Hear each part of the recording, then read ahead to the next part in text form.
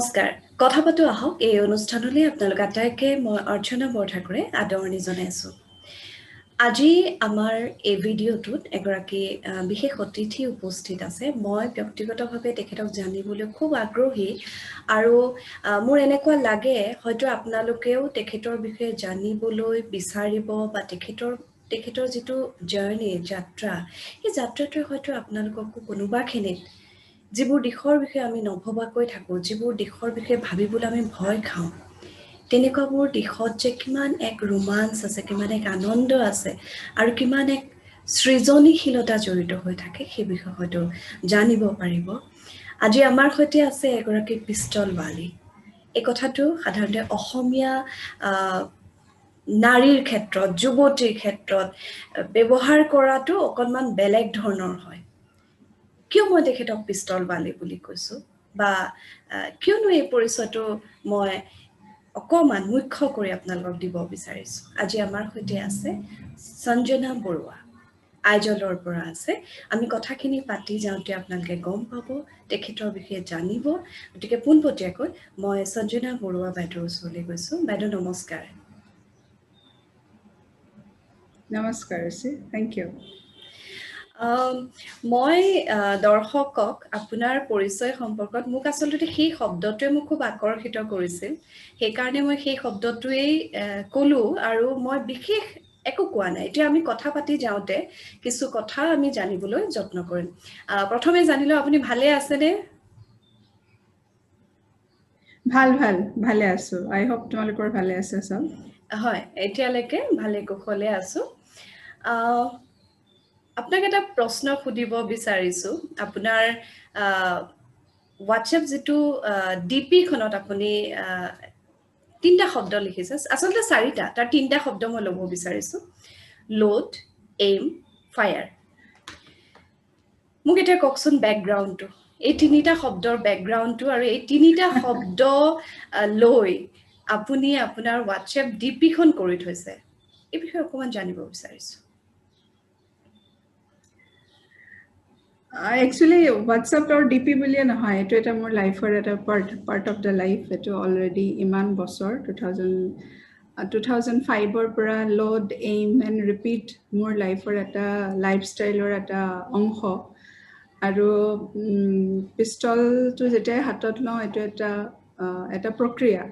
যে প্ৰথমতে লোড কৰিম তাৰপিছত এইম কৰিম আকৌ সেই প্ৰসেসটো ৰিপিট কৰিম সো এটো এটা basic of a pistol shooting বা any kind of a shooting ৰাইফলে হক পিষ্টলে হক এটো আমাৰ বেসিক মন্ত্ৰ বুলি ক'ব পাৰো যে load aim and repeat and এইটোৱে হৈছে আমাৰ জীৱনৰ এটা ষ্টাইল কেনেকৈ মই লাইফটো লিড কৰিছো এজ এ শ্বুটাৰ হেতুৱে মোৰ মন্ত্ৰ আৰু হয় গতিকে চাই থকা দৰ্শকসকলে নিশ্চয় এটা অনুমান কৰিব পাৰিছে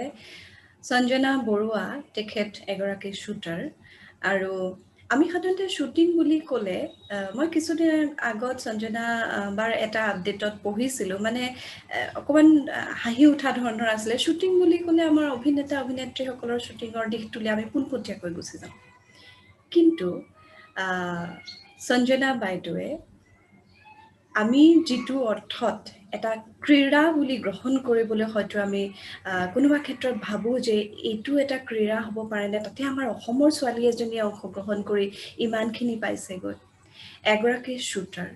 তাৰ লগতে বিশ্বকাপ শ্বুটিং প্ৰতিযোগিতাৰ তেখেত এগৰাকী বিচাৰক সঞ্জনা বৰুৱা যোৰহাটৰ জীয়ৰী মোৰ যদি ভুল হোৱা নাই আৰু খুব তেনেকুৱা ধৰণৰ পৰিবেশৰ পৰাও অহা নাই যে য'ত হয়তো শ্বুটিং তেখেতৰ আজিৰ জীৱনৰ এটা পৰিচয় হ'ব পাৰে তাৰ পিছতো কিন্তু সেই পৰিচয়েৰে আজি আমাৰ এই ভিডিঅ'টোত আমি তেখেতৰ সৈতে কথা পাতিবলৈ বিচাৰিছো সঞ্জনা বা মই আপোনাক এবাৰ পোনপটীয়াই প্ৰশ্নটোলৈকে আহিছো আগ্ৰহ কেনেকে হ'ল বুলি নুসুধো হয়তো কিবা এটা সংঘটন আছিল কিবা এটা এনেকুৱা এটা সময় আহি পৰিছিল যিটোৰ কাৰণে কাৰণ মই যিমান দূৰলৈকে জানো আপুনি অকনমান দেৰিকৈ এই ক্ৰীড়াবিদৰ সৈতে আপোনাৰ পৰিচয় হৈছিল মই সেই গোটেই কথাখিনিৰ বিষয়ে অকমান জানিব বিচাৰিছো একচুৱেলি শ্বুটিং ষ্টাৰ্ট কৰে নৰ্মেলি মানুহে 10 বছৰ 12 বছৰৰ পৰা 10 বছৰ নৰ্মেলি 10 বছৰৰ পিছত 11 বছৰত এটা শ্বুটিঙৰ লাইফ এটা আৰম্ভ হয় এটা মানে মিনিমাম এজ যিটো কওঁ আমি মেক্সিমাম কোনো টাইম বাৰ বা এজ বাৰ নহয় যেতিয়া তেতিয়া শ্বুট মানে অংশগ্ৰহণ কৰিব পাৰে প্ৰতিযোগিতামূলক চ' মই যেতিয়া শ্বুটিং লৈছিলোঁ পিষ্টলটো হাতত লৈছিলোঁ মই তেতিয়া যে শ্বুটিং স্পৰ্টছ বুলি এটা কিবা খেল আছে মই নাজানিছিলোঁ আৰু মোৰ খেলৰ লগত তেনেকৈ মই কলেজত থাকোঁতে মই কেৰমৰ চেম্পিয়ন আছিলোঁ আৰু বেডমিণ্টন খুব খেলিছিলোঁ একচুৱেলি মোৰ বেডমিণ্টনতহে বেছি ৰাপ বেডমিণ্টন এতিয়াও মই যেতিয়া সুবিধা পালে মই বেডমিণ্টন খেলিবলৈ বেছি ভাল পাওঁ কেৰমটো বাৰু ডেফিনেটলি এটা কেৰমত মই বহুতখিনি মেডেল চেডেলো পাইছিলোঁ তেতিয়া কলেজৰ বেষ্ট প্লেয়াৰ আছিলোঁ মই শ্বুটিং তেতিয়ালৈকে স্পৰ্টছ আছে বুলি নাজানো তেতিয়া 2005 মই এবাৰ দেৰগাঁও আমাৰ ট্ৰেইনিং কলেজলৈ গৈছিলোঁ মোৰ দাদাৰ লগত তো তাতে এই গুৱাহাটী আমাৰ যিখন অসমৰ এছ'চিয়েশ্যন আছে অসম ৰাইফল এছ'চিয়েশ্যন আমি আৰচা বুলি কওঁ অসম ৰাইফল শ্বুটিং এছ'চিয়েশ্যন তো তেখেত হৈছে ভৱ কলিতা আমাৰ অসমৰ শ্বুটিঙৰ ধ্ৰুৱতৰা বুলি মই ক'ম আৰু মোৰ গোটেই শ্বুটিং লাইফটোৰ তেখেতৰ অৱদান মানে সাংঘাতিক আছে তেখেত গৈছিলে সেইটো সময়ত 2005ত অসম দেৰগাঁও পুলিচ ট্ৰেইনিং কলেজলৈ তেতিয়া তাত যিখিনি পুলিচৰ মানুহ আছিলে পুলিচৰ অফিচাৰ্ছ আছিলে সেই মানুহখিনিয়ে শ্বুটিঙত অংশগ্ৰহণ কৰিছিলে তো তেওঁলোকক তেখেতসকলক ট্ৰেইনিং দিবৰ কাৰণে গৈছিলে তো মই গৈছিলোঁ বেলেগ কিবা কথা দাদাৰ কাম আছিলে বুলি মই লগতে এনেই গৈছিলোঁ তেতিয়া ভৱদাই মোক এনেই বহি আছিলোঁ ভৱদাই ক'লে খেলি চাবা নেকি বুলি মোক এটা AK-47 হাতত তুলি দিছিলে মাৰিবলৈ মই AK-47টো মাৰিলোঁ কিন্তু গুলি ক'ত লাগিছে কি কথা মোৰ কোনো আইডিয়া নাই আৰু কেনেকৈ মাৰিব লাগে এইটো প্ৰথম এটা ৰাইফল হাতত লৈ পাইছোঁ তেতিয়া দেখিও পাইছোঁ হাতত লোৱাই নহয় তাৰপিছতে গুলিটো মাৰিলোঁ তাৰপিছত মোক এটা কাৰ্বাইন দিলে কাৰ্বাইনটো মাৰিলে এটা নকক পিছলৈ এনেকৈ ধাক্কা দিয়ে তলৰ বানত দুখ পায় মই দুখ পাইছিলোঁ বিকজ মই প্ৰিপেয়াৰ্ড নাছিলোঁ কেনেকৈ মাৰিব লাগে মাৰি দিছোঁ আৰু ক'ত গুলি লাগিছে সেইটো একেবাৰে নাজানো তাৰপিছত ভৱদাই মোক আহি পেলাই ক'লে তুমি ৰ'বা পিষ্টল এটা হাতত দিলে এইটো মাৰি চোৱাচোন বুলি ক'লে মোক 5টা গুলি মাৰিব দিলে মানে গুলি 5টা থাকে এটা পিষ্টলত গুলি 5টা মাৰিব লাগে একেলগে স্পৰ্টছ পিষ্টলত চ' মই মাৰিলোঁ মাৰাৰ পিছত মোক কৈছে যে তেতিয়াতে খুব হেৰি কৰিছে আৰু যে ইমান ভাল শ্বট কৰিছে ইমান ভাল মই তেতিয়ালৈকে ভাল শ্বটনো কোনটো কয় সেইটো নাজানো মানে 10ত লগাটোৱে ভাল শ্বট বুলি ভাবিছোঁ আৰু পিছত তেতিয়া মোক ক'লে মই আৰু খেলিব মন আছিলে মোক মানে দাদাই আকৌ বহাই থৈ দিলে দৰকাৰ নাই তই বহি থাক বুলি মানে এনেকুৱা আৰু তাৰপিছতে ভৱদাই ক'লে যে মোৰ দাদাক ক'লে এই আপুনি স্পৰ্টছত দি দিয়ক তাৰ হাতটো ইমান ভাল তাৰপিছতে ক'লে কিয়নো আৰু স্পৰ্টছ মানে কি যোৰহাটততো নায়েই গুৱাহাটীত আছে তাক মানে মোৰ কাৰণে এইটো এটা নিয়েৰ টু এটা ইম্পচিবল থিং এটা আৰু কিন্তু মই পিছত এবাৰ গুৱাহাটী গৈছোঁ তাৰ কেইদিনমানৰ পিছতে মই গৈ পেলাই আৰচাত ভৱদাক লগ কৰিছোঁ লগ কৰি পেলাই মই কৈছোঁ যে মই খেলিম মই শিকিম শিকাটোত আপত্তি নাই শিকিব পাৰে ভৱদা ইজ ভেৰি হেপী কি তুমি আহিছা খুব ভাল পাইছে মই শিকাবলৈ বিৰাট ভাল পাম কিন্তু মই কথাটো হৈছে মই তেতিয়া জাষ্ট এটা চাকৰি জইন কৰিছোঁ আৰু যোৰহাটত মোৰ পষ্টিং আৰু মই খুব দিল্লী ট্ৰেভেল কৰিব লাগে তেতিয়া ইণ্টাৰনেশ্যনেল MNC আছিলে আৰু যোৰহাট শিকিব লাগিব মই গুৱাহাটীত গতিকে একেবাৰে অসম্ভৱ এটা কথা আৰু মই তাৰমানে কি কৰিছিলোঁ শুকুৰবাৰে যাওঁ গুৱাহাটীত শনিবাৰ দেওবাৰে মই ট্ৰেইনিং কৰোঁ সোমবাৰে আকৌ বেক কৰি মই অফিচ কৰোঁ তেনেকেই আৰম্ভ কৰিছিলোঁ পিষ্টলটো হাতত লৈছিলোঁ তেনেকেই হয় মই অকমান আপোনাৰ কথা কেইটাৰ প্ৰথম ষ্টাৰ্টিং হয় হয় মই আপোনাৰ কথা কেইটা শুনি যাওঁতে এটা দৃশ্য মই ভাবিছোঁ যে সেই কাহানিও পিষ্টল দেখি নোপোৱা বা কাৰ্বাইন এটা চুই নোপোৱা ছোৱালী এজনীৰ হাতত যেতিয়া সেইটো দিয়া হ'ল বা আপুনি সেইটো মানে আপোনাৰ ভাল হৈছিল বুলিও ক'লে কথাটো অকণমান এনেকুৱা হ'ব পাৰে নেকি যে হয়তো কোনোবাখিনিত আপোনাৰ মাজত সেই যিটো গুণ মানে ক্ৰীড়াটো গ্ৰহণ কৰিব পৰাকে যিটো মানসিক এটা দৃঢ়তা বা মানসিক কিবা এটা ইচ্ছা উৎকৰ্ষ আছিল নেকি নহ'লেতো ইমান সহজ নহয় কাৰণ মোৰ ব্যক্তিগত এটা অভিজ্ঞতা মোৰ সম্বন্ধীয় এজন ককাইদেউ তেখেত আৰক্ষীত কাম কৰে আজিৰ পৰা 1.5 বছৰ মানৰ আগতে তেখেতৰ পিষ্টলটো মোক মানে দিছিলে আৰু মই একো নাজানো আৰু মই লৈ পেলাই মই কি কৰিম এইটো এতিয়া মোৰ কিবা এটা অস্বস্তি লাগিলে মই অনেষ্টলি কৈছো মোৰ কিবা এটা অস্বস্তি লাগিলে মই দাদাক দিলো যে নহ'ব মোক নালাগে এইটো মানে দাদাই ধেমালিকে এনেই দিছিলে আৰু লগত ৰখা গতিকে মই একেটা সময়ত দুইজনী মানুহৰ মানসিকতাৰ কথা ভাবিছো মোৰ কাৰণে যিটো অস্বস্তিদায়ক হ'ল আপোনাৰ কাৰণে হয়তো সেইটো খুব এটা কিবা যেন আগ্ৰহ এটা আপোনাৰ আছিল নহ'লে আপুনি আপোনাৰ দাদাই বহি থাক বুলি কোৱাৰ পিছত আপুনি গুৱাহাটীত আহি মানুহ এজন বিচাৰি শিকিম বুলি কোৱালৈকে আপুনি উভতি চালে বাৰু এই কথাটো অনুভৱ নকৰে নে কিবা এটা মানসিকভাৱে খুব দৃঢ় আছিল নেকি বাৰু এই বিষয়টোত সেইটো সময়ত একচুৱেলি মই ইমান বেছি মেচিয়ৰটো নাছিলোঁ যে মানসিকভাৱে দৃঢ় বুলি নিজকে এষ্টাব্লিছ কৰিবৰ কাৰণে আজি হয়তো ইমান বছৰ পিছত নিজকে ক'ব পাৰোঁ যে হয়তো মই মানসিকভাৱে আজি দৃঢ় কিবা এটা কৰিম বুলি ভাবা সেই সময়টোত গোটেই কাৰণটো যদি মই চাওঁ মই কিয় পিষ্টলটো ল'লোঁ বা মই কিয় গ'লোঁ কণ্টিনিউ কৰিবৰ কাৰণে ভেৰি সফিষ্টিকেটেড গেম হয় পিষ্টলটো বা ৰাইফল মানে শ্বুটিঙৰ দুটা আছে হয় ৰাইফল এটা পিষ্টল খেলিব লাগে মই প্ৰথমতে ৰাইফল ট্ৰাই কৰিছোঁ মই যেতিয়া ৰাইফল ট্ৰাই কৰিছোঁ মই এইটো ভাবিছোঁ মই এনেকৈ আই ফাউণ্ড ইট ভেৰি সফিষ্টিকেটেড গেম সাংঘাতিক সফিষ্টিকেটেড এইটো মই হয়তো যে চিষ্টেম কেনেকৈ এইম কৰে কেনেকৈ লোড কৰে কেনেকৈ ৰিপিট কৰে গোটেই বস্তুটো এটা বডিটোৰ লগত এটা খাপ খোৱা এটা বস্তুটো মই you have to act accordingly so' গোটেই প্ৰচেছটো একচুৱেলি মোক আকৰ্ষিত কৰিছিলে আৰু তো ডেফিনেটলি ইকুইপমেণ্টটোতো আকৰ্ষণ কৰিছিলেই বাৰু সেইটো এটা ভেৰি ষ্টাইলিছ ইকুইপমেণ্ট গোটেই প্ৰচেছটো দ্য হোল স্পৰ্টছ মই আপোনাৰ গৃহ জিলাখনৰ বিষয়ত এতিয়া ধৰা যোৰহাটৰ ছোৱালী এজনীয়ে পিষ্টলৰ প্ৰতি আগ্ৰহী হৈ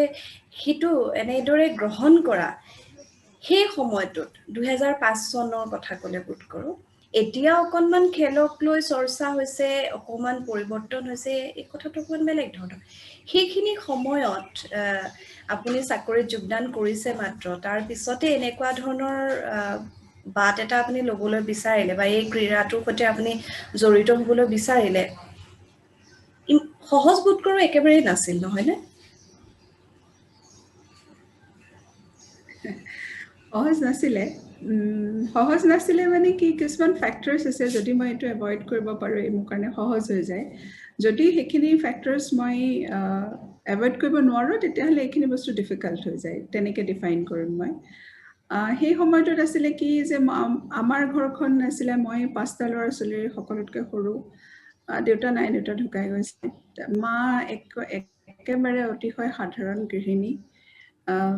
আমাৰ ঘৰত খেলৰ তেনেকৈ মইতো কৈছোঁ আমি আৰু নিজৰ পঢ়া শুনা লৈ নিজক এষ্টাব্লিছ কৰা দৌৰতে ব্যস্ত তেতিয়া দেউতা নাই গতিকে এটা নিজৰ খৰচ নিজে উলিয়াইছিলোঁ নিজৰ পঢ়াৰ খৰচ নিজৰ চলিব পৰা যিখিনি খৰচ লাগে আমি প্ৰত্যেকটো ল'ৰা ছোৱালীয়ে নিজৰ খৰচ নিজে উলিয়াওঁ আৰু তেতিয়া সেই কথাখিনি মই শ্বুটিং কৰিবলৈ যাওঁ হাতত এটা পিষ্টল থাকে মই ঘূৰি থাকোঁ গোটেই মই ধৰক গুৱাহাটী গৈছোঁ প্ৰত্যেকটো ৰাতিপুৱা বাছতে গুচি যাওঁ 5:45 বাছখন আছিলে তেতিয়া আহোঁ ঘৰ পাওঁহি সোমবাৰে কেতিয়াবা দেৰিও হয় এনেকুৱা হয় আহি মানুহখিনিৰ অলপ যিটো একচেপ্টেশ্যনতকৈ যিটো মই ইমান ৰাতি হয় কেতিয়াবা ইমান ৰাতিখন ঘূৰি ফুৰিছে যিটো এটা ছ'চিয়েলি ডিফাইণ্ড এটা কনচেপ্ট থাকে না যে ছোৱালী মানুহ এনেকৈ ইমান ৰাতিখন ঘূৰি নুফুৰে ক'ত ৰাতিখন ঘূৰি নুফুৰে যোৰহাটত ঘূৰি ফুৰাটো বাদে যেতিয়া মই বাহিৰত খেলিবলৈ যাওঁ তেতিয়া মানুহবোৰৰ এটা কুৱেশ্যন ডেফিনেটলি থাকে ক'ত গৈছে আৰু তেতিয়া মোৰ এনেকুৱা আছিলে মই যোৰহাটত পষ্টিং যদিও মোৰ অফিচৰ কামত বহুত মই ট্ৰেভেল কৰিব লাগিছিলে বিশেষকৈ দিল্লী যাব লাগে কেতিয়াবা এনেকুৱা হয় মই আগদিনা আহি দিল্লী পাওঁহি পিছদিনাখন আকৌ বোলে মই কম্পিউটাৰ গৈছোঁ খেলিবলৈ বা ক'ৰবাত গৈছোঁ গতিকে যেতিয়া আমাৰ ওচৰৰ মানুহ বুলি মই নকওঁ আমাৰ মানুহখিনি যেতিয়া সোধে যে মাক যে ই ক'ত যায় এইক দেখোন নেদেখোৱে আজি অমুকত যায় আজি তমুকত যায়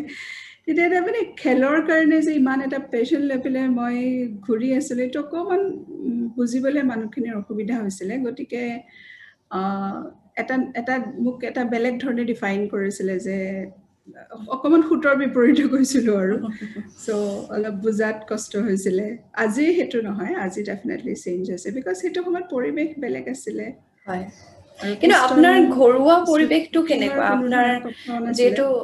মাকে চাগে পোনপটীয়াকৈ সুধিছিলে সাধাৰণতে মাক বিলাকে এনেকুৱা প্ৰশ্নৰ মুখামুখি হয় যে ছোৱালী ক'ত ঘূৰি ফুৰিছে খবৰ ৰাখিছে নে নাই কাৰ লগত গৈছে নহয় জানো এনেকুৱা ধৰণৰ কথাবোৰ আহে আৰু এগৰাকী আপুনি কৈছে যে এগৰাকী সাধাৰণ গৃহিণী আপোনাৰ মা কিন্তু সেইগৰাকী মাকৰ কাৰণে এনেকুৱা পৰিস্থিতিৰ মুখামুখি হওঁতে কেনেকৈ চম্ভালি লৈছিল বাৰু মোৰ মা যোৱা 3 বছৰ আগতে ঢুকাইছে 2017ত মা ঢুকুৱা দিনাখনলৈকে মূৰৰ উৰণিখন কোনোদিন নগ'লে মূৰত এখন উৰণি লৈ থাকে সদায় খুব পঢ়ি শুনি ভাল পায় অনবৰতে কিতাপ পঢ়ি থাকে মায়ে মোৰ কথা যথেষ্ট শুনিছিলে যথেষ্ট সেইখিনি মোলৈ আহিব নিদিলে কোনোদিন একচুৱেলি মই ডাইৰেক্ট কোনোদিন নুশুনিলোঁ যে তোৰ কথা এনেকৈ কৈছে তেনেকৈ কৈছে এদিন কিবা এটা ঘটনাত মই এনেকৈ মানুহকে আহিছিলে আমাৰ ঘৰলৈ খুব ভালকে মানে মই ভালকে কথা চথা পাতিলোঁ মোক খুৰী আছিলে খুৰীয়ে মানে কৈছে আৰু বাইদেউ আপুনি কেলে এনেকৈ চাহ তাহ খুৱাই পঠাই দিছে তাই কিমান বেয়াকৈ কথাবোৰ কয় তাইৰ কথা সেইদিনাখন মানে মই খুৰীৰ পৰা জানিছিলোঁ যে এনেকৈ এনেকৈ কয় তেতিয়া মানে মোক মায়ে কৈছিলে এটা কথা যে কোনোবাই যদি কেতিয়াবা ভালটো কয় সেইটো শুনি আমাৰ খুব ভাল লাগে কোনোবাই যদি সেই মানুহগৰাকীয়ে যদি বেয়াটো কয় সেইটো হজম কৰিব শিকিব লাগে মানে এইটোৱে আশা নকৰিব যে লাইফত গোটেই মানুহখিনিয়ে তোমাৰ কথা ভালটোৱে ক'ব কোনোদিন সেইটো কথা নহয় যেতিয়া কোনোবাই যদি কিবা এটা বেয়াকেও কয় তুমি ভাল নোপোৱা কিবা এটা কথা কয় তেতিয়াহ'লে সেইটো হজম কৰিব পাৰিব লাগিব সেইটো তেখেতৰ এটা নিজৰ মাইণ্ড আছে তেখেতৰ নিজৰ চিন্তাধাৰা আছে গতিকে সেইখিনিও সন্মান কৰিবলৈ শিকা সেই কথাটো মায়ে মোক শিকাই দিলে তাৰমানে সেই কথাটো আমি আমাৰ মানে প্ৰত্যেকটো ল'ৰা ছোৱালী মই বুলি নহয় মোৰ বাহঁতৰ ক্ষেত্ৰতো স্পেচিয়েলি মই বিকজ মই এনেকুৱা এটা প্ৰফেশ্যন লৈছিলোঁ মায়ে যথেষ্টখিনি ফেচ কৰিছিলে মাক এনেকৈ কৈছিলে যে দেউতাক নিকিয়া ছোৱালী তেতিয়া মোৰ বিয়াৰ ধৰক এনেকুৱা আছিলে যে মোৰ লগৰ 2-3জনীৰ বিয়াৰ কথাও চলিছে ল'ৰা বিচাৰিছে এনেকুৱা ধৰণৰ এটা চিটুৱেশ্যন আছিলে চ' মানে এইকেইটা বিয়া দিব লাগে চাকৰি কৰে এনেকৈ ঘূৰি থাকে মানুহখিনি যিটো এটা ডিফাইন কনচেপ্ট অফ ভাল ছোৱালী সেইটোৰ ভিতৰত মই নপৰিছিলোঁ বুলি মানে মই গম পাইছিলোঁ যে মই নপৰিছিলোঁ সেই সময়টোত আৰু মই কাকো দুখ নিদিওঁ বাট ষ্টিল অলপ দুখ লাগিছিলে শুনি পেলাই কিন্তু ইটছ অ'কে মায়ে কিন্তু এখন ঢালৰ নিচিনাকে সেই বেয়া লগাখিনি মোলৈ আহিবলৈ নিদিছিলে নিজৰ ভিতৰতে ৰাখিছিলে আৰু আজি যিখিনি কৰিব পাৰিছো বিকজ অফ হাৰ অনলি সেইটোৱে মই ক'ব লৈছো আজিৰ তাৰিখত কিন্তু সেইগৰাকী মানুহৰ আপোনাৰ জীৱনত উপস্থিতি সঁচাই এক আশীৰ্বাদ কাৰণ মই এনেকুৱা বহুত মাকক দেখিছো যে দুই এগৰাকীয়ে কিবা এটা কোৱাৰ লগে লগে মানে আৰম্ভ হৈ যায় যে চবে বেয়াকৈ ক'ব লৈছে তুমি এইটো কৰিব নালাগে এনেকুৱা ধৰণৰ কাম কৰিব নালাগে গতিকে সেইটো এটা হয় গতিকে তেখেতক মানে মই ধন্যবাদ জ্ঞাপন কৰিছো কৃতজ্ঞতা যাচিছো যে আজিৰ সঞ্জনা বৰুৱা হোৱাত যথেষ্টখিনি তেখেতে আগভাগ ল'লে আচলতে যথেষ্টখিনি নহয় মোক আচলতে পিছফালৰ পৰা ঠেলি পেলাই আগবঢ়াই দিয়া মানুহগৰাকীয়ে মোৰ মা আছিলে আৰু এদিন যদি মোক মায়ে হঠাৎ মানা কৰি দিলেহেঁতেন মোৰ সিমানখিনি সাহস নাছিলে যে মায়ে মানা কৰাৰ পিছত মই কিবা এটা কৰিম সেইখিনি সাহস কেতিয়াও নাছিলে চ' মায়ে কোনোদিন বাধা দিয়াটো কথাই নহয় তাৰমানে কোনোদিন মানে আৰু এনেকুৱাও নহয় যে খুব বেছি খেলৰ এনথুজিয়াষ্টিক এগৰাকী লেডি তেনেকুৱাও নহয় কিন্তু মায়ে মানে এই কথাটো যে যিটো কৰিব খুজিছা 100% দি পেলাই কৰা যিটো ফিল্ডতে কৰিব খুজিছা মায়ে সেই বস্তুটো খুব বেছি গুৰুত্ব দিছিলে চ' আজি ভাবোঁ মই যিখিনি আজি ইয়াত আহি পেলাই এনেকৈ আহিব পাৰিছোঁ তোমাৰ লগত কথা পাতিছোঁ মই আজি যিয়ে হয় যিখিনি অৰ্জন কৰিছোঁ only because of my mother মোৰ মানে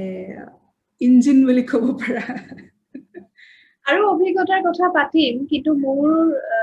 ধাৰণাত এই ভিডিঅ'তে এতিয়া বহুত কেইগৰাকী মাকেও চাই আছে আৰু সেই মাকসকলৰ মাজৰ গৰিষ্ঠ সংখ্যক মাক এনেকুৱা ধৰণৰ থাকে যে ল'ৰাটো বা ছোৱালীজনীয়ে কিবা এটা খেলৰ প্ৰতি যদি আগ্ৰহী হয় বা আগ্ৰহ কৰে খেলি খুব ভাল পায় তেতিয়াহ'লে মানে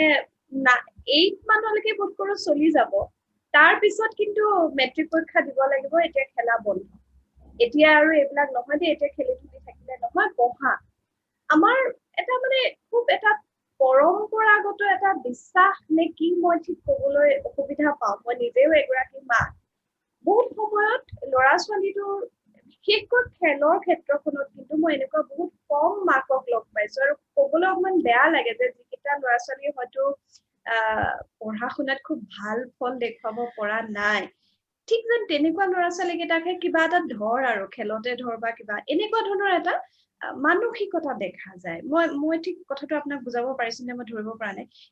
এই দিশটোত মই আপোনাৰ পৰা অকনমান জানিবলৈ বিচাৰিছো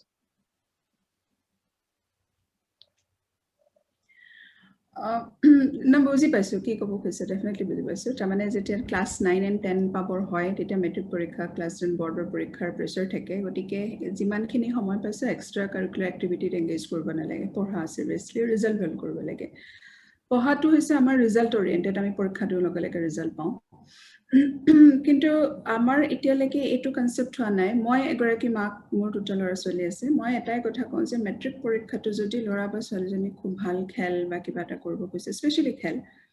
মেট্ৰিক পৰীক্ষাটো আৰু এক বছৰ পিছতো দিব পাৰে বা যেতিয়া দিব পাৰে কিন্তু খেলটো এটা বয়সলৈকেহে খেলিব পাৰে আৰু 9 10 সেই 15-16 বছৰৰ তেওঁলোকৰ যিটো পাৰফৰ্মেন্স যিটো এবিলিটি থাকে হেলথ হওক মেন্টালি হওক আৰু খুব ভাল গাইডেন্স দিব পৰা যায় সেইখিনি খুব ভালকে ফলো কৰিব পাৰে এজন কোচক যেনেকে শিকাব তেনেকে মানে শেপ দিব পৰা যায় গতিকে সেইখিনি এটা বয়স যিটো সময়ত যদি কোনোবা খেল পাৰ্সিউ কৰিব খুজিছে তেতিয়াহ'লে সেইখিনি খুব ভাল পাৰফেক্ট এটা টাইম বুলি মই বিশ্বাস কৰোঁ মই যদি আজি মোৰ নিজৰ ল'ৰা ছোৱালীৰ কথা কওঁ যদি মোৰ ল'ৰা ছোৱালী কোনোবা এটাই যদি খুব ভাল পাৰফৰ্ম কৰে মই কিন্তু আই এম ৰেডি মোৰ আৰু মোৰ হাজবেণ্ড দুইজন ৰেডি যে পঢ়াটো ষ্টপ কৰা তুমি গো ফৰ ইয়ৰ স্পৰ্টছ পঢ়াটো আকৌ কোনোবা এটা বয়সত আকৌ আৰম্ভ কৰিব পৰা যায় কিন্তু খেলটো কোনোবাই 40 বছৰ বয়সত খেল আৰম্ভ কৰিবলৈ অকমান অসুবিধা হ'ব ষ্ট্ৰাগল বহুত হ'ব বা পাৰফৰ্ম কৰিব নোৱাৰিব কিন্তু পঢ়াটো যেতিয়া পাৰিব পঢ়াটোৰ কাৰণে কোনো হেৰি নাই তাৰ পিছত ডেফিনেটলি কিছুমান ফেক্টৰছ থাকে আৰ্নিংছ ডাঙৰ হ'লে কি কৰিব সেইবোৰ ডেফিনেটলি কনচাৰ্ন হয় কিন্তু মই এটাই কওঁ মাকসকলক ল'ৰা ছোৱালীখিনিক খেলিব দিয়ক খুব বেছি ধৈৰ্য আহে খুব ভালকে শিকিব লাইফটো ভালকে চাবলৈ শিকিব ডিসিপ্লিন হ'ব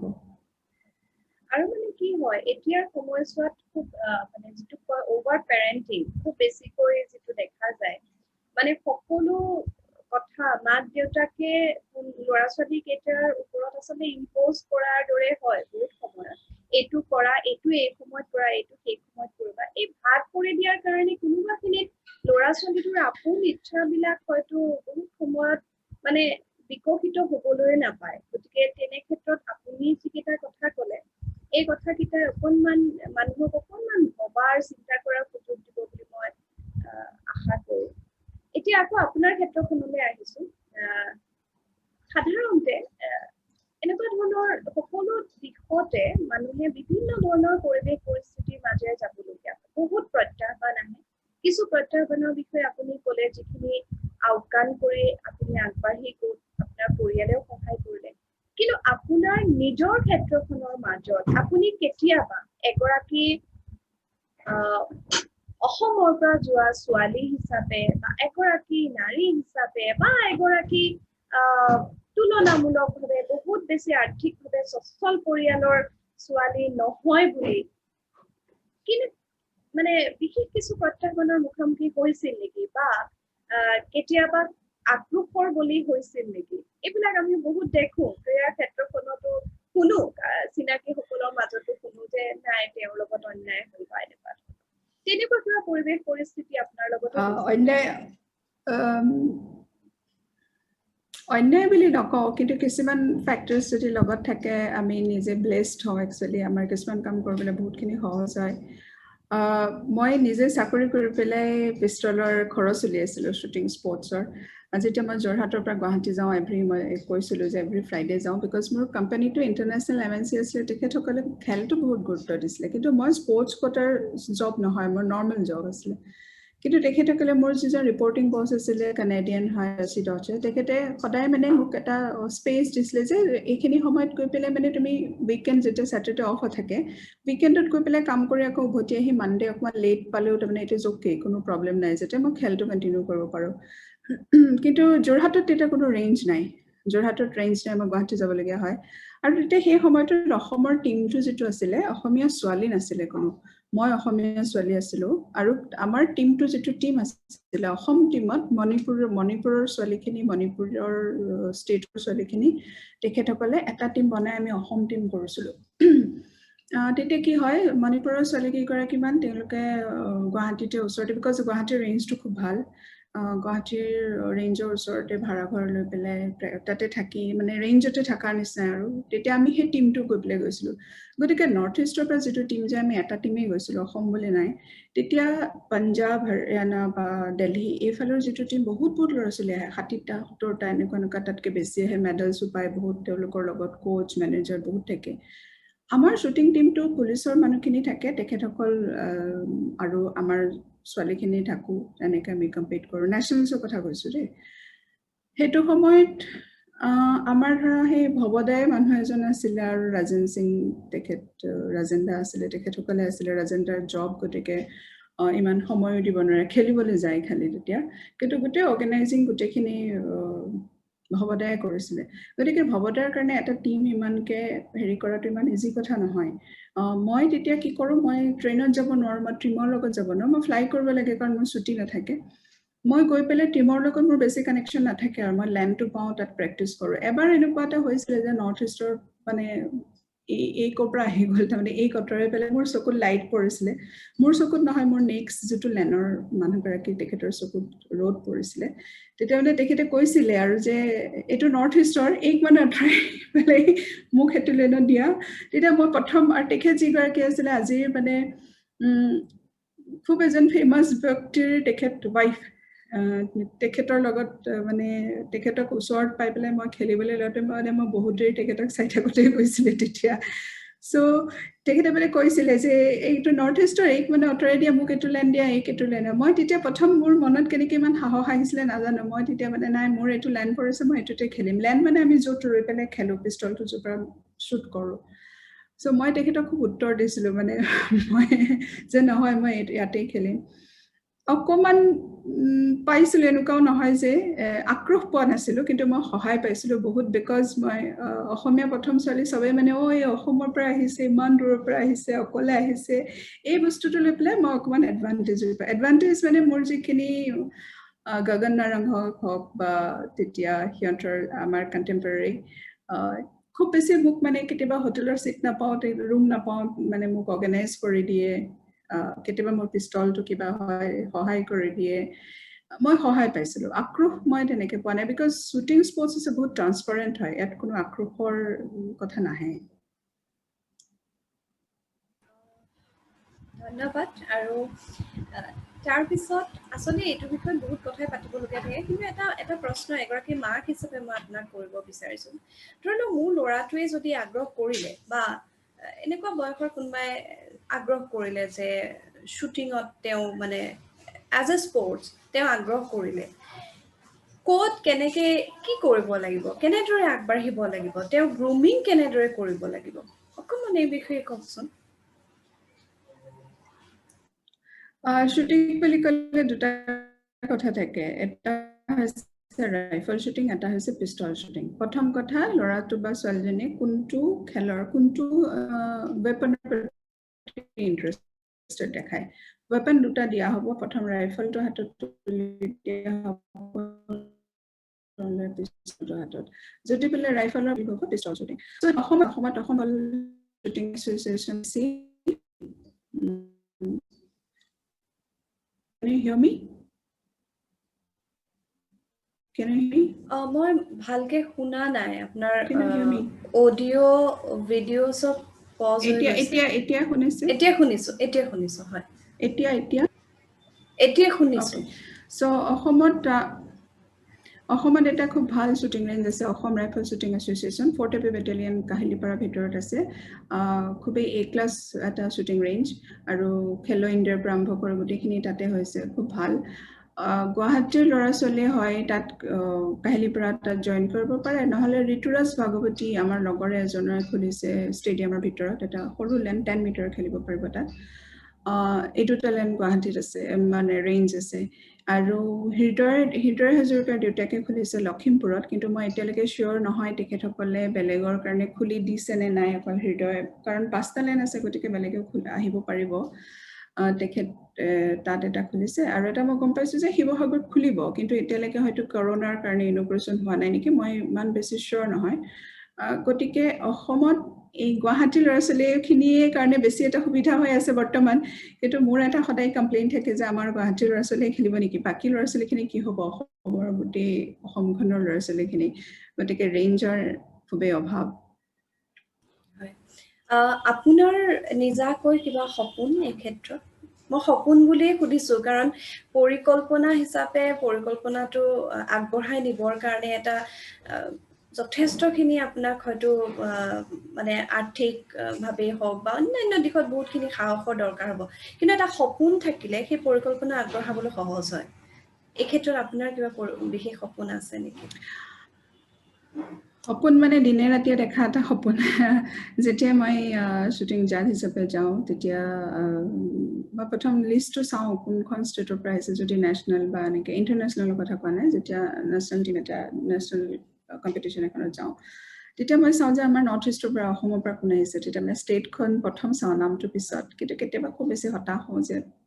ভেৰি মিনিমাম, আৰু কেতিয়াবা এটা দুটা, কেতিয়াবা নাথাকে, ট্ৰায়েলছবোৰত খুব কম থাকে, কিন্তু তাৰ ওপৰত একেবাৰে নাই।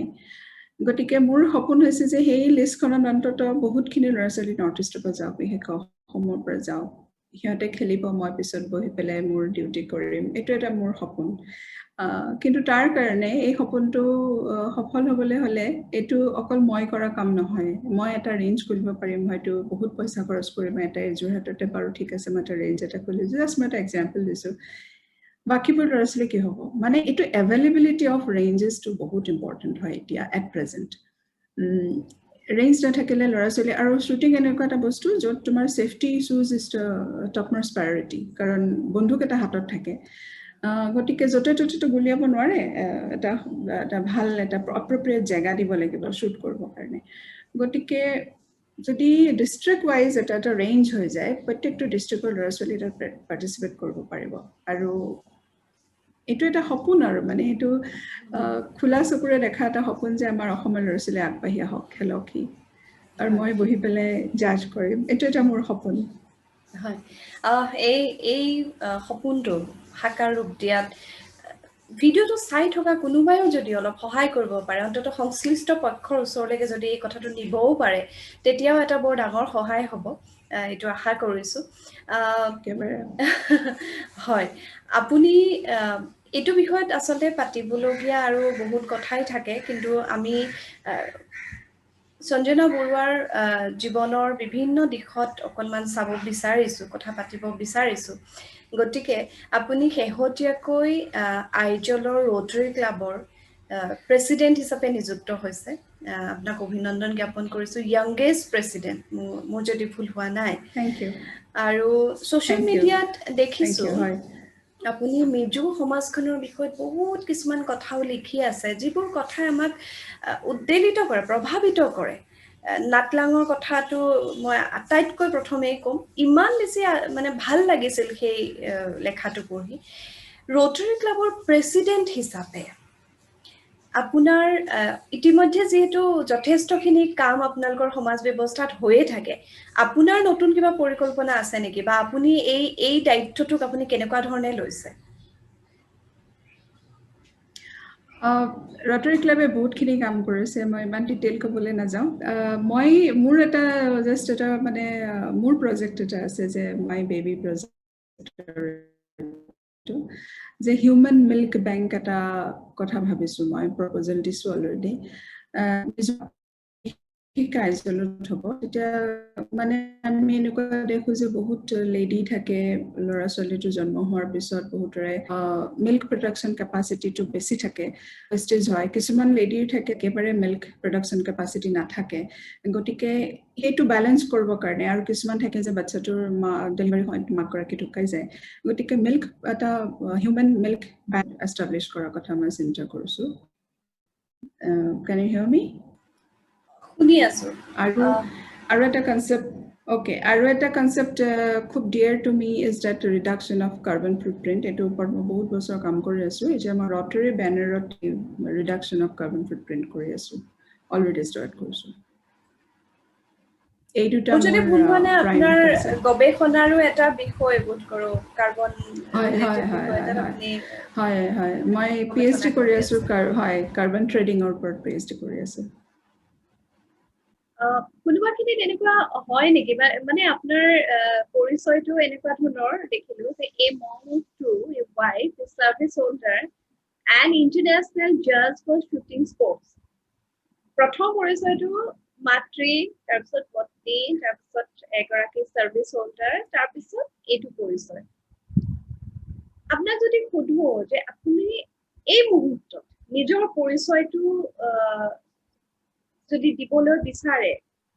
ঠিক কেনেকুৱা ধৰণে দিবলৈ বিচাৰিব বাৰু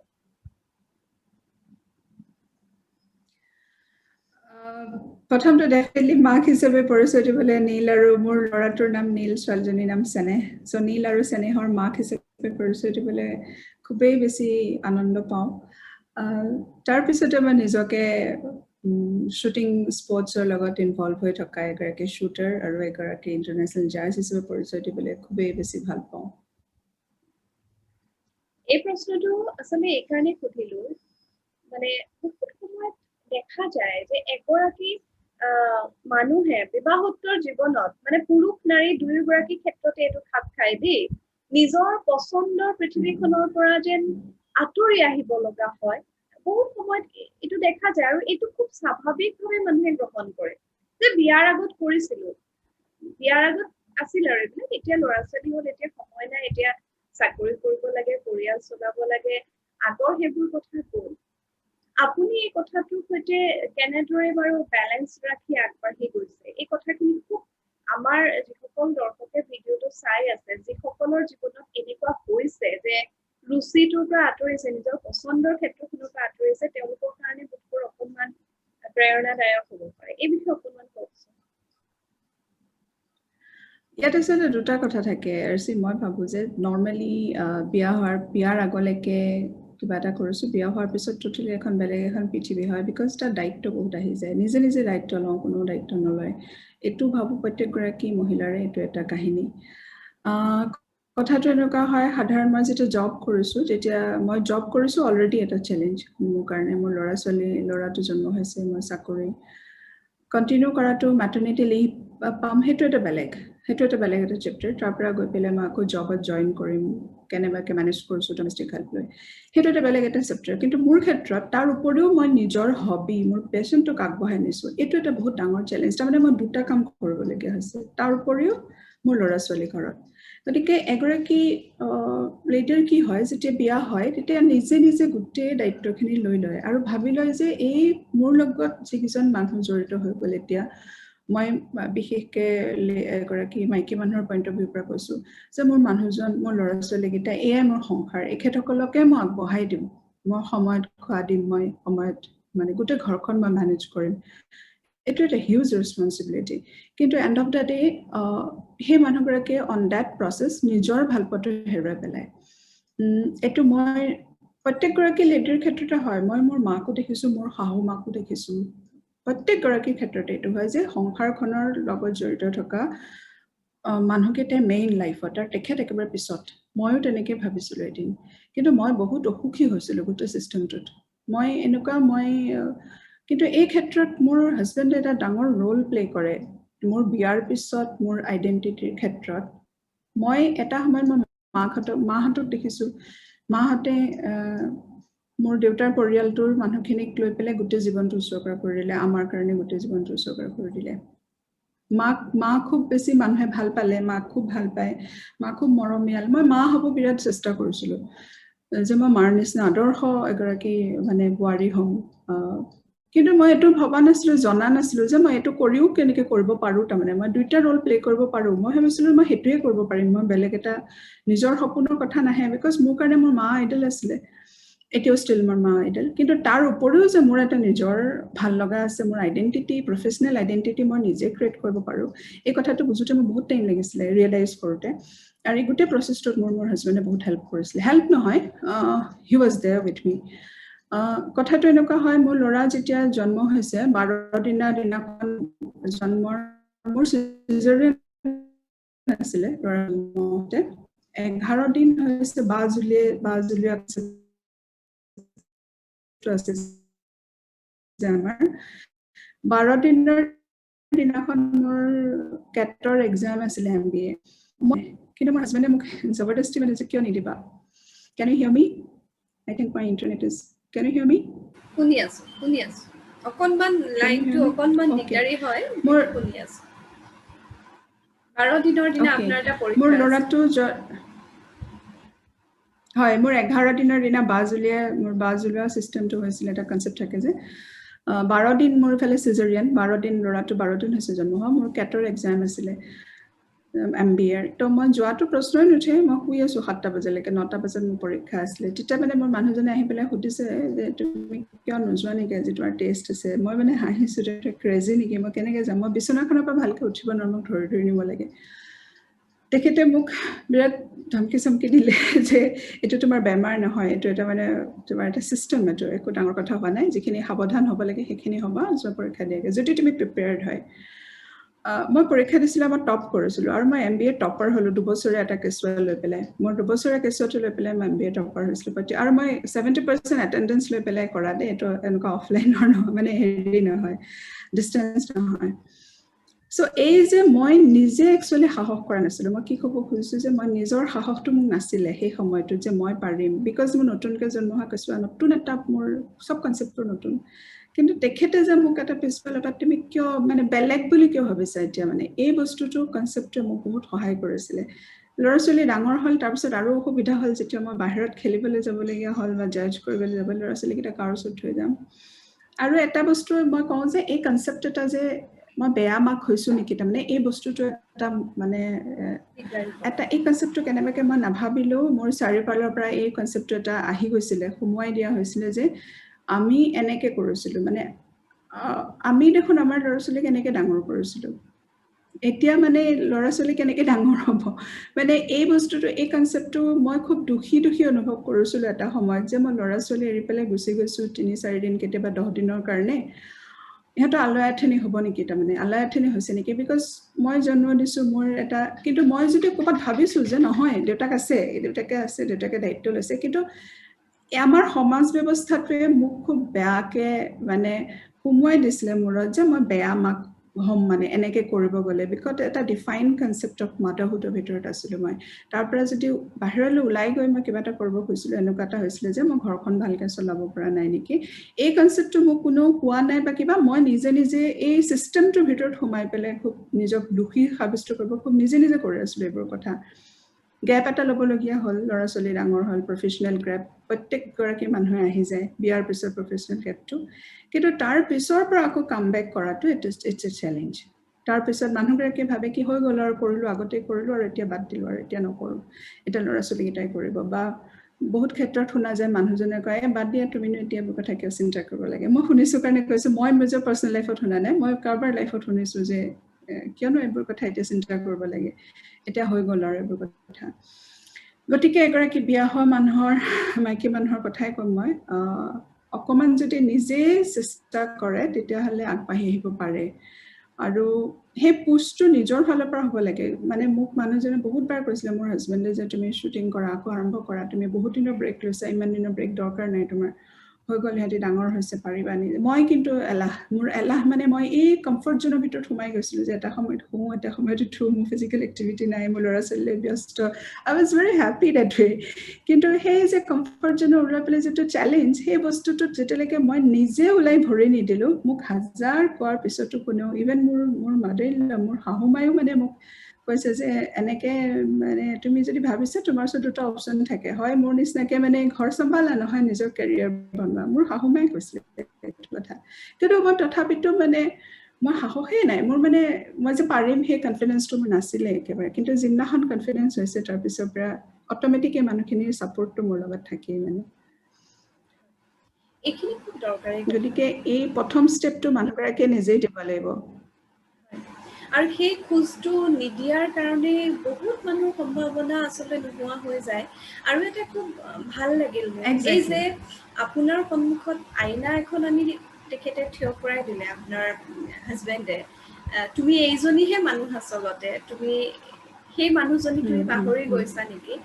মই আশা কৰোঁ প্ৰত্যেকগৰাকী মানুহৰ জীৱনত যদি তেনেকুৱা এজন মানুহ থাকে বা প্ৰত্যেকজন মানুহৰ জীৱনত যদি তেনেকুৱা এগৰাকী মানুহ থাকে মই ইকুৱেলি দুইটা কথা কৈছোঁ বহুত পুৰুষকো দেখিছোঁ বিবাহোত্তৰ জীৱনত নিজৰ পচন্দ নিজৰ ৰুচি অভিৰুচি মানে পৃথিৱীখনৰ পৰা একেবাৰে আঁতৰি সম্পূৰ্ণ এটা তথাকথিত সংসাৰী জীৱনত সোমাই পৰাৰ বৰ অসুখী হয়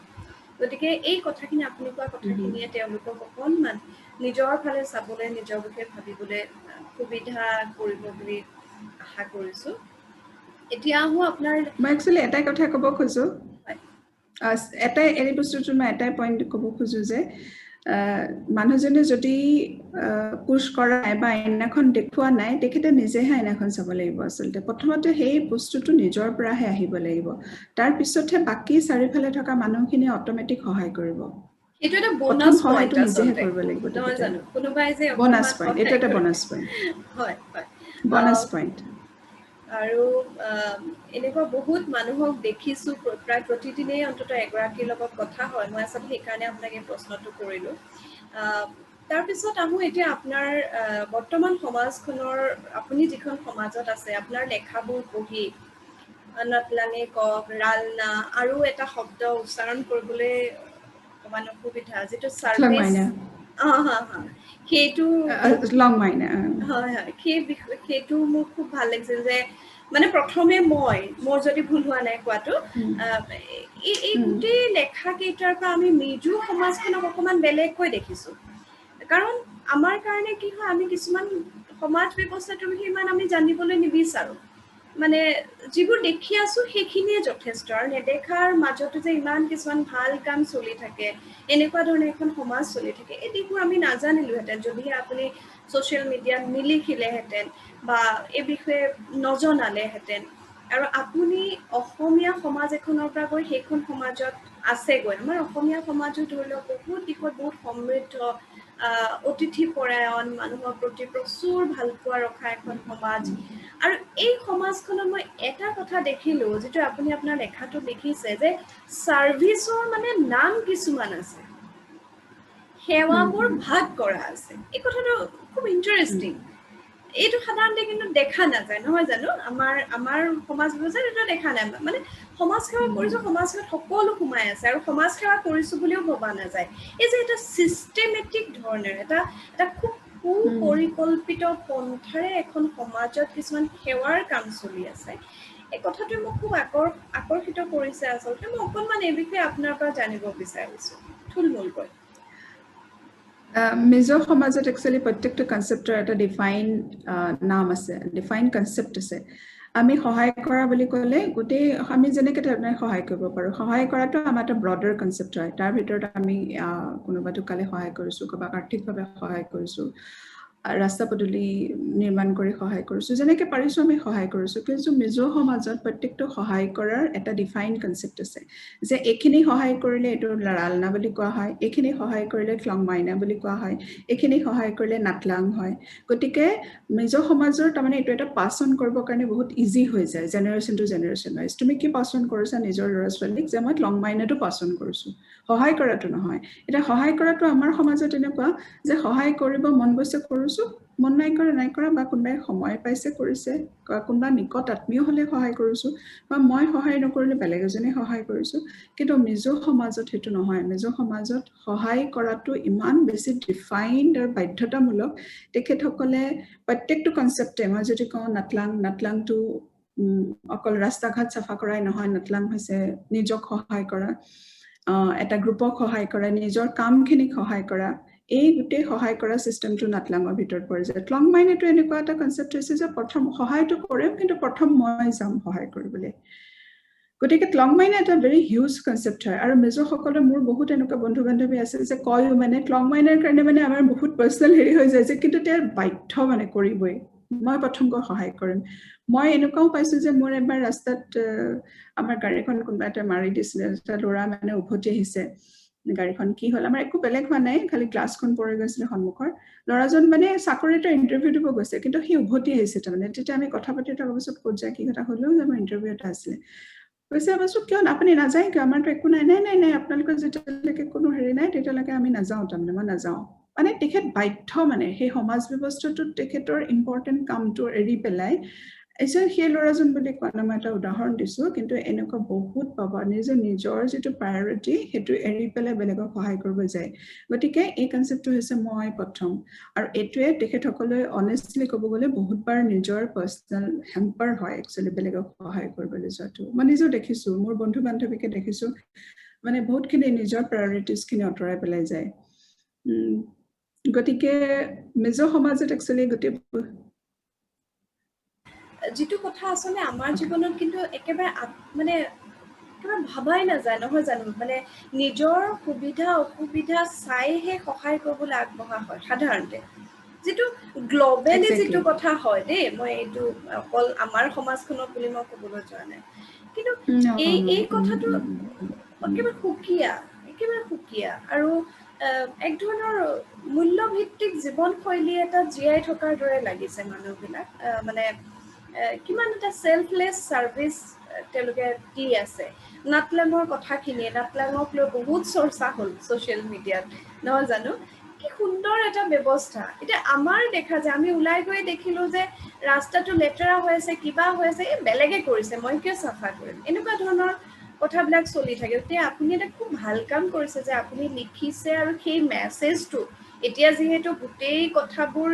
বৰ সহজে ইজনৰ পৰা সিজনলৈ আহিব পাৰে নয়াৰ্থ কথাবোৰ অহাতকৈ এনেকুৱা কথাবোৰ অহাটো ইমান ভাল লগা কথা এটা হৈছে আৰু মই আপোনাক অনুৰোধ জনাইছো যে এই কথাবিলাক আপুনি লিখি থাকিব এই কথাবিলাক জনাই থাকিব আৰু এইটো আপোনাৰ এটা খুব ডাঙৰ দায়িত্ব আপুনি আসলে পালন কৰি আছে যেন মোৰ লাগিছে আসলে কি হয় মেজৰ যেতিয়া আমি মোৰ 12 বছৰ হ'ল মিজোৰামত থকা গতিকে মই এটাই সমাজ ব্যৱস্থাৰ এটা অংশ হৈ পৰিছো ইমান দিনে গতিকে মই নাটলাং মই নিজে ফিল কৰো মই নাটলাং কৰো বাটলাং মই কৰিব চেষ্টা কৰো কিন্তু ক'বাত হয়তো মই ৰৈ যাওঁ যে মই প্ৰথম ক'বাত মই অকন পিছ হুকি যাওঁ আজিলৈকে মই অনেষ্টলি ক'ব গ'লে আয়ত্ব কৰিব পৰা নাই সদায় প্ৰায়ৰিটিজ খিনিকে দিওঁ যে মোৰ এইটো কামত দেৰি হৈছে তেখেতৰ সহায় কৰিবলৈ 10 জন আছে দেখোন মই নগলেও হ'ব সেই কনচেপ্টটো মই এতিয়াও সাফাৰ কৰিছো মই ক্লাং মানে কৰিব পৰা হোৱা নাই কিন্তু নাটলাং ডেফিনেটলি বহুতবাৰ নাটলাং কৰিছো বা মেজৰ সমাজৰ যিখিনি ভাল সেইখিনি মই এডপ্ট কৰিছো ভাবিছো যে বহুতখিনি সমৰ্থ মানে কৰিব পাৰিছো কিন্তু আই ডোন্ট নো কিমানখিনি মই পিওৰলি কৰিব পাৰিছো কনসেপ্টত মই ভাবিছো কি যে বাহিৰৰ মানুহখিনিও জানক একচুৱেলি জানিব লাগে আৰু এনেকুৱা কথাবিলাকে আমাৰ মাজত থকা মানসিক দূৰত্ববোৰ বহুত পৰিমাণে আঁতৰাই দিয়ে মই ঠিক হেৰি কৰি দেখুৱাবলৈ বিচৰা নাই বহুত সময়ত আমাৰ এনেকুৱা হয় নহয় জানো যে আমি অসমীয়া মানুহ বা আমাৰ অসমত এনেকুৱা নহয় তেওঁলোকৰ ঠাইত হয় এই কিন্তু আপোনাৰ লেখাখিনি পঢ়ি অন্ততঃ দুজন মানুহেও যদি ভাবিছে এই কামটো দেখোন ময়ো কৰিব পাৰোঁ ভালবোৰ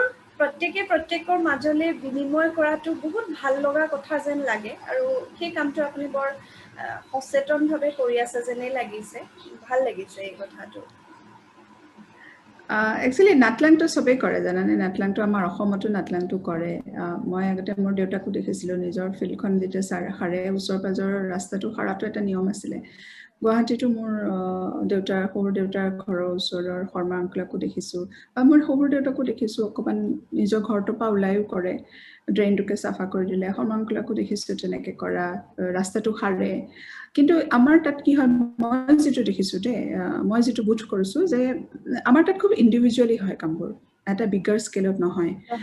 আমাৰ তাত যদি এনেকে গ্ৰুপ ওয়াইজ কৰা যায় গ্ৰুপ মানে কি নিজৰ এৰিয়াটো যদি নিজে দায়িত্ব লয় তেতিয়াহলে লেটাৰাটো কমি যাব কাৰণ আমি নিজে চাফা কৰিছো তো লেটাৰাও নকৰিম গতিকে আমাৰ এই লোকেলিটি ওয়াইজ কনসেপ্ট এটা লাগিব যে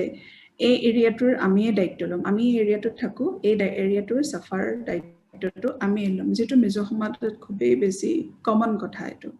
গতিকে আমি লেটাৰাও নকৰিম তেনেকে বা বেলেগক লেটাৰা কৰিবলৈও নিদিম হয় আৰু নেতিবাচক কথাবোৰত খুব গুৰুত্ব দিয়াতকৈ এই ইতিবাচক কথাবোৰ প্ৰত্যেক সমাজৰ যদি সকলোৱে ভগাই লয়, আমাৰ অসমীয়া সমাজ জীৱনত আগতে এনেকুৱা ধৰণৰ আছিলে যে কাৰোবাৰ ঘৰত বিয়া ৰভা পৰলাৰ কাৰণে চিন্তা কৰিব নালাগে, মানে গাঁৱৰ মানুহে আহি সকলো কৰি দিব, কোনোবাই খোৱা বস্তুখিনিয়ে যোগাৰ কৰিলে, কোনোবাই এয়াই কৰিলে, বিয়া ঘৰত মানে মাক দেউতাকে বৰ বিশেষ চিন্তা কৰিব নালাগে। কিন্তু লাহে লাহে কথাবোৰ বহুত সলনি হৈছে, বহুত বেছি প্ৰতিযোগিতাময় হৈ পৰিছে। মানুহৰ গাঁঠিত ধন থাকক নাথাকক, ধন থকা মানুহৰ দৰে কাম কৰিবলগীয়া পৰিৱেশ এটা আহিছে। গ্লবেলাইজেশ্যনৰ এফেক্ট হয় হয় হয় হয়। কিন্তু আমি আশা কৰোঁ যাতে এই কথাবোৰ মানুহৰ মাজলৈ আহক। মই যি ঠাইত থাকোঁ গুৱাহাটীত, ইয়াতে এটা উইমেন্স ফ'ৰাম এটা আছে, আৰু আটাইকেইটা ফ্লেটৰ মানে এপাৰ্টমেণ্টৰ এখন এনেকুৱা কমিটি আছে, তেওঁলোকে এই কামখিনি কৰে, মানে গোটেই ধুনীয়াকৈ ৰখা, গছ পুলি ৰোৱা, এনেকুৱা ধৰণৰ কথাবোৰ কৰি থাকে। গতিকে ভাল লাগে দেখি, আৰু সেইকাৰণে মই নাপলাঙৰ লগত খুব মানে সহজ হ'ব পাৰিলোঁ। আৰু যি নহওক, বহুতখিনি কথা আপোনাৰ লগত পাতিলোঁ, আৰু কেতিয়াবা হয়তো আকৌ আমি কথা পাতিম। আপুনি আইজলত আছে, মই গুৱাহাটীৰ ঘৰত বহি কথা পাতিছোঁ, টেকন'লজি আমাক অকণমান সহায় কৰিছে। কিন্তু এটাই আপোনালৈ অনুৰোধ থাকিল, যিটো পৰিচয়েৰে আপুনি নিজক আগবঢ়াই নিছে, ইকুৱেলি আটাইকেইটা পৰিচয়ত একেলগ কৰি আপুনি সঞ্জনা বৰুৱা হৈছে, এই কথাটোৱে আপোনাৰ হয়তো ব্যক্তিগত দায়িত্ববোধক আৰু বেছি সকলো সময়তে হয়তো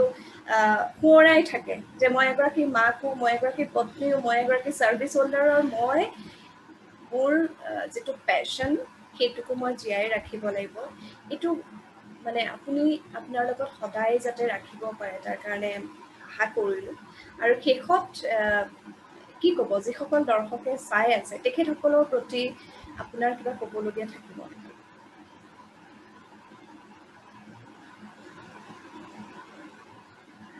শুনিছে যদি, যোনে চাইছে, যে আপুনি ভাল লগাটো আপুনি কৰক, যিটো কৰি ভাল পায়, আপোনাৰ যিটো বস্তু আপোনাক হেপিনেছ দিয়ে সেইটো কৰক, অকণমান সময় উলিয়াওক নিজৰ কাৰণে। আৰু বিশেষকৈ মই মাতৃসকলক কওঁ, যাৰ সৰু সৰু ল'ৰা ছোৱালী আছে, সেই সৰু সৰু ল'ৰা ছোৱালীখিনিক খুব ব্যস্ত কৰি ৰাখে, একেবাৰে সময় নাপায়, মানুহজন ব্যস্ত, মানুহজনকো চাব লাগে, ঘৰখনকো চাব লাগে, সকলোখিনি চাব লাগে, একেবাৰে সময় নাপায়। তথাপিতো আপুনি নিজৰ কাৰণে সময় উলিয়াওক, আপুনি পাৰিব কৰিবলৈ। অলপ সময় উলিয়াওক, নিজে ভাল পৰাখিনি কৰক, আপুনি হেপী হওক, আৰু আপোনাৰ হেপিনেছটো অট'মেটিক তেতিয়া 10 জনলৈ যাব। মই সেইটো খুবেই বেছি বিশ্বাস কৰোঁ।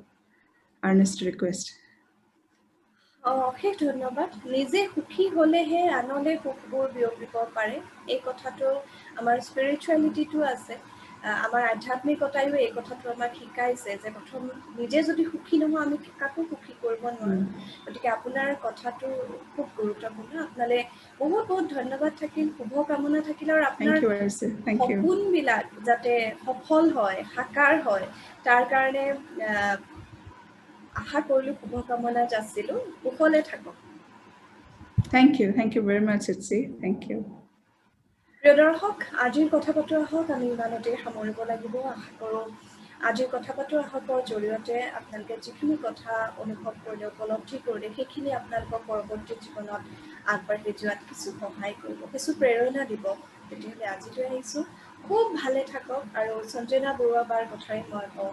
নিজে সুখী হওক, তেতিয়া সুখবোৰ বিয়পোৱাত বহুত সহজ হ'ব। ধন্যবাদ।